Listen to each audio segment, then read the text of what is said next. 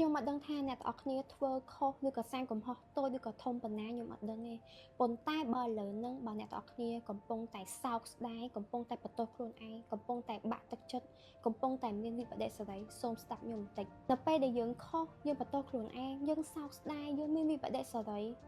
យើងមានអារម្មណ៍បាក់ទឹកចិត្តហើយមិនទៀតយើងអាចទៅកែប្រែអតីតកាលរបស់យើងបានអត់អញ្ចឹងយើងត្រូវតែដើរទៅមុខអត់អាចធ្លាក់នៅក្នុងភាពខ្មាំងងឹតអញ្ចឹងរហូតបានទេមនុស្សយើងណាគេក៏ចេះធ្វើខុសដែរអត់ដែលមានណាគេកើតមកធ្វើត្រូវទាំងអស់ល្អឥតខ្ចោះគឺអត់មានទេនៅក្នុងដំណើរជីវិតរបស់យើងអាចនឹងខុសរាប់រយដងរាប់ពាន់ដងរាប់ម៉ឺនដងដែលយើងមើលអត់ដឹងថាយើងខុសអីគេខ្លះទេអញ្ចឹងបើសិនជាយើងធ្វើខុសរៀនសូត្រពីកំហុសខ្លួនឯងបន្តដំណើរទៅមុខទៀតលើកលែងទោសឲ្យខ្លួនឯងបើសិនជាអ្នកដទៃអត់លើកលែងទោសឲ្យយើងអត់អភ័យទោសឲ្យយើងអានឹងជារឿងរបស់គេអត់បានជាយើងគេអត់យកអារម្មណ៍ថាយើងមានអារម្មណ៍ថាសោកស្ដាយយើងប្រមាថចិត្តប៉ុណ្ណាគេអត់ដឹងទេ